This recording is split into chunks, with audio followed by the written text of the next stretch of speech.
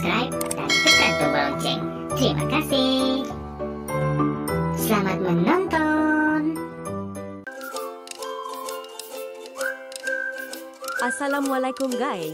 Dalam video kali ini, saya akan kongsi dengan anda 5 idea bisnes modal kecil yang boleh dijalankan dengan mudah pada tahun 2025. Tak kira kalau anda baru nak mulakan bisnes atau nak cari peluang baru, video ni untuk anda.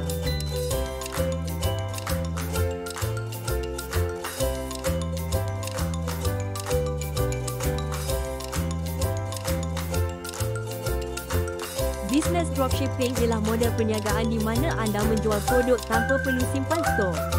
Anda hanya perlu buat marketing dan Shopee akan uruskan penghantaran. Kenapa untung? Mudah dimulakan, tiada kos inventory, hanya perlu fokus pada pemasaran. Tips: fokus pada niche produk seperti alat kecantikan, peralatan rumah atau produk teknologi.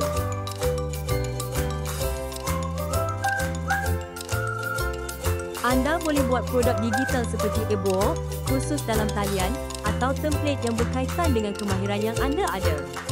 Kenapa untung? Kos rendah kerana tidak perlu simpan stok fizikal. Hanya sekali buat produk dan jual secara berterusan. Tips: platform seperti Teachable atau Gumroad memudahkan penjual untuk memasarkan produk digital. Jika anda pandai memasak atau mempunyai resipi yang unik, membuka food truck atau kios di kawasan tumpuan boleh jadi idea bisnes yang bagus. Kenapa untung? Modal kecil berbanding restoran tetap, fleksibiliti untuk bergerak dan sesuaikan menu mengikut lokasi atau acara. Tips: pilih lokasi yang strategik seperti dekat kawasan pejabat, universiti atau acara komuniti.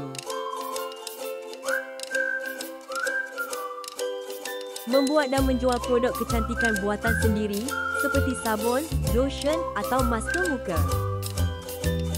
Kenapa untung?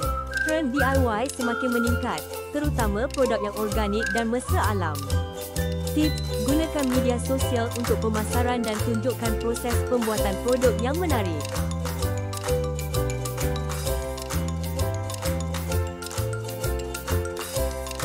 Jika anda mempunyai kemahiran menulis, anda boleh menawarkan servis penulisan artikel, penyuntingan atau penulisan kandungan web.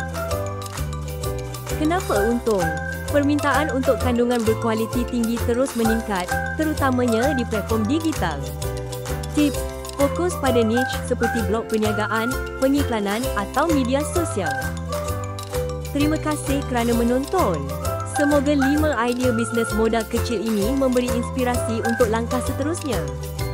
Sampai jumpa di video seterusnya dan selamat berbisnes.